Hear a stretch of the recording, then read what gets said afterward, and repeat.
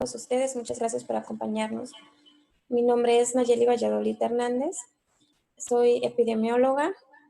Le vamos a dar unos informes acerca de un estudio transversal que se realizó en la colonia Rafael Díaz Cerdán. Permítanme unos minutitos, por favor.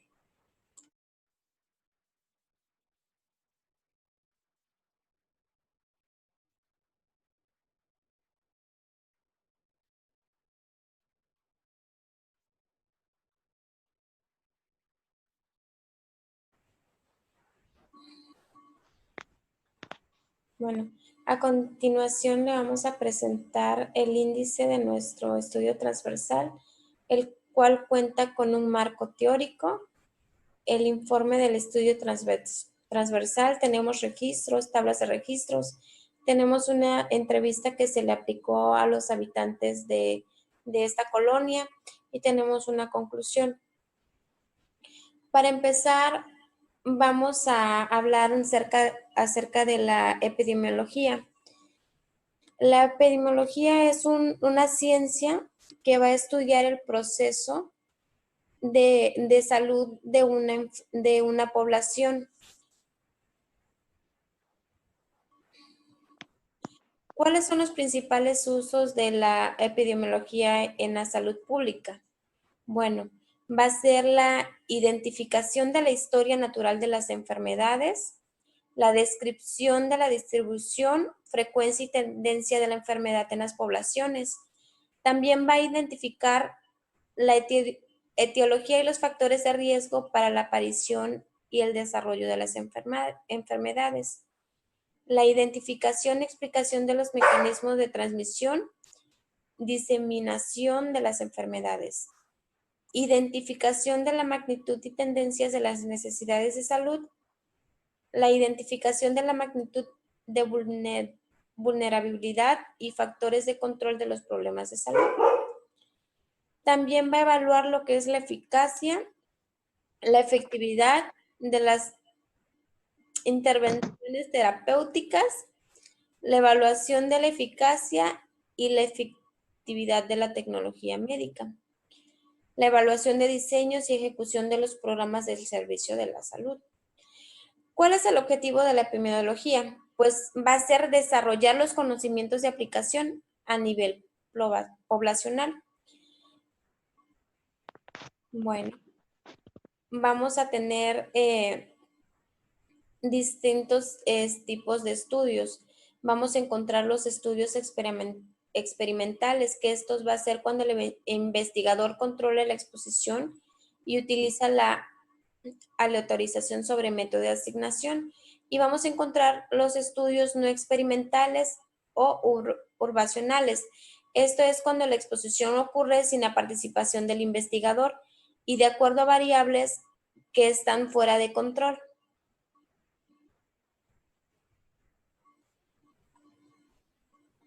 Bueno, en el estudio transversal nosotros hablamos sobre muertes y nacimientos,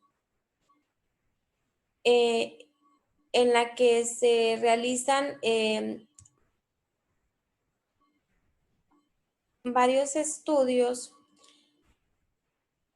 pero en ellos nos quedamos con el estudio transversal.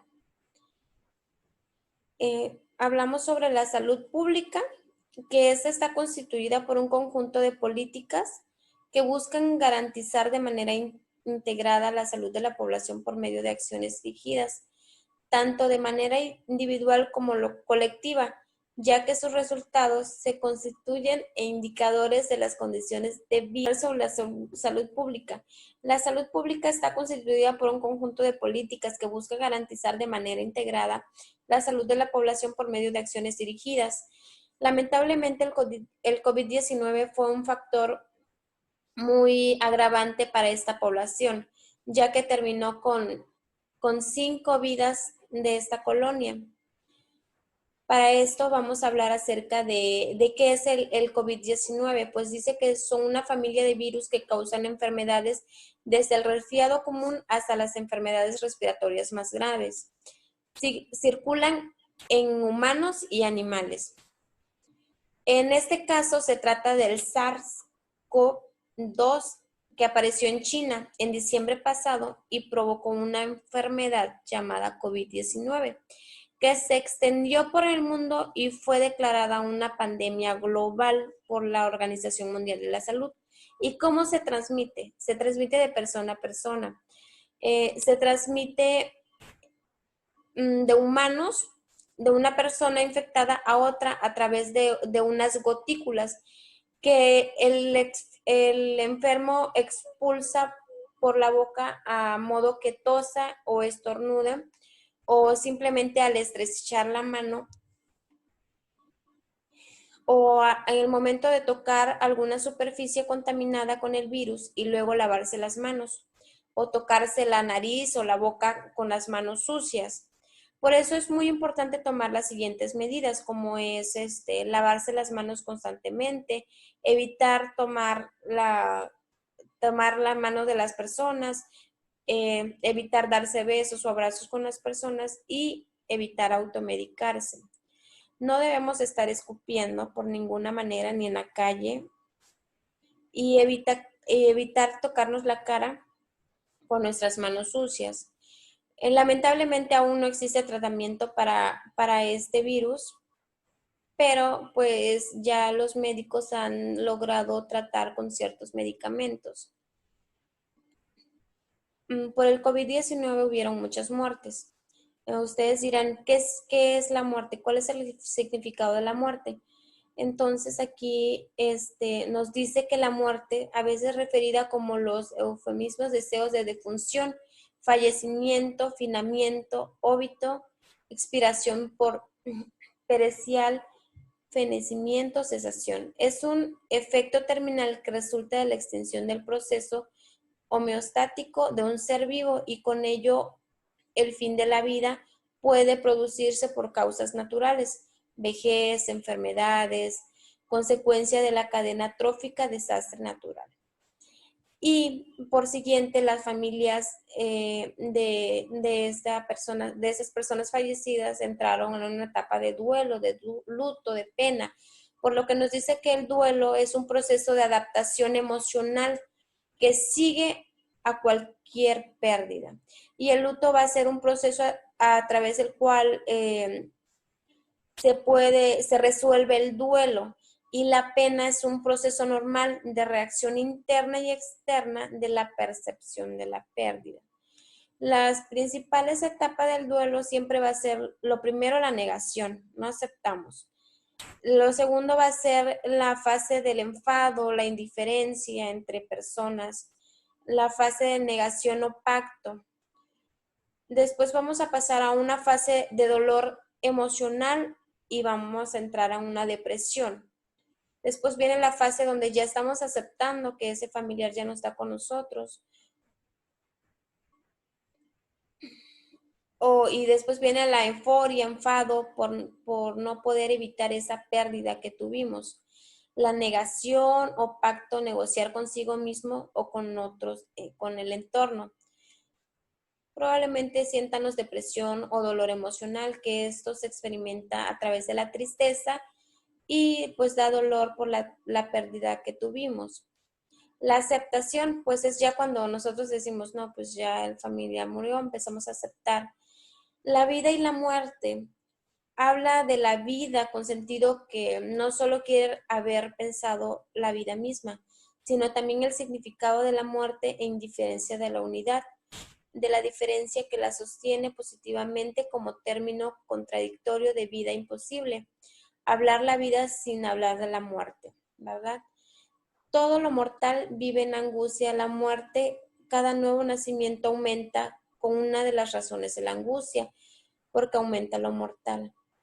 También lamentablemente tuvimos habitantes que murieron por cardiopatías, que nos dice que se denomina arteriopatía coronaria, que es una enfermedad progresiva del miocardio o músculo cardíaco, que se da a través del estrechamiento de los pequeños vasos sanguíneos que suministran la sangre y el oxígeno al corazón. En la mayoría de los casos, el músculo cardíaco se debilita y es incapaz de bombear lo que es la sangre al resto de todo el cuerpo como debería. Existen muchos tipos de diferentes cardiopatías causadas por una variedad de factores, desde una enfermedad coronaria hasta ciertos medicamentos que la pueden provocar. Todos estos factores pueden provocar latidos cardíacos irregulares, insuficiencias cardíacas u otras complicaciones.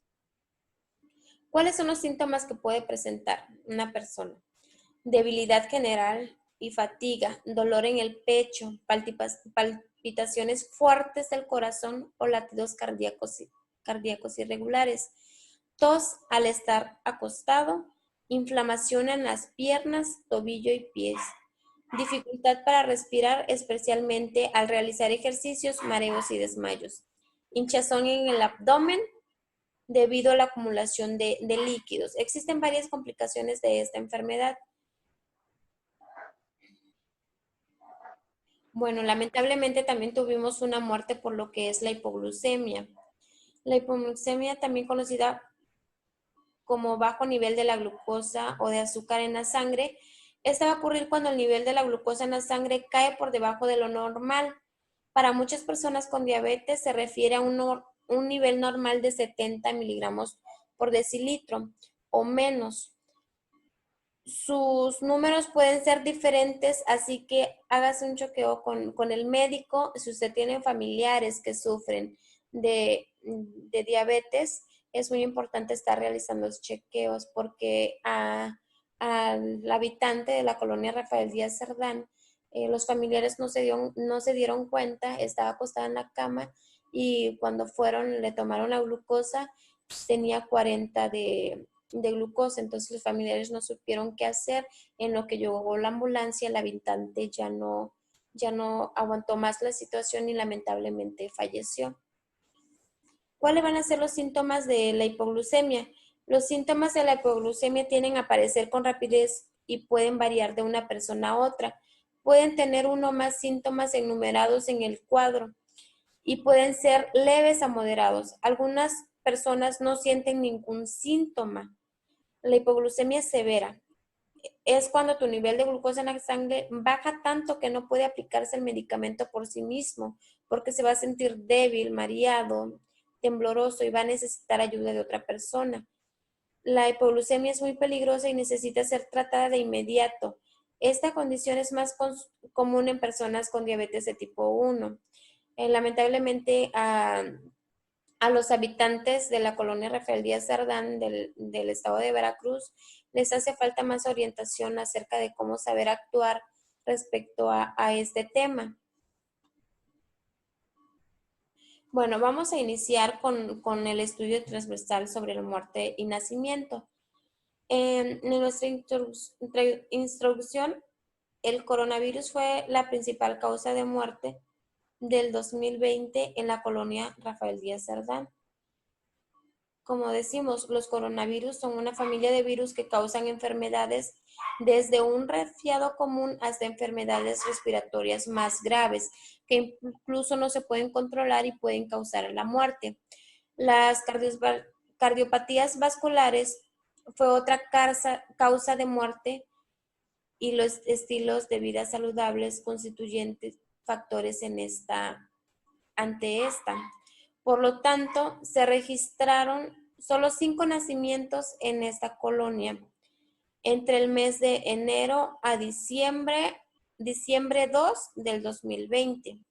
El objetivo principal de este estudio es conocer cuántas muertes hubieron en esta colonia y cuántos nacimientos hubieron.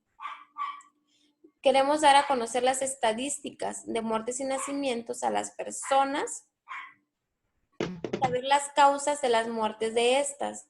Los métodos que utilizamos fue el método descriptivo transversal analítico de la base de datos de aplicación del método en Veracruz, del año 2020 a familias.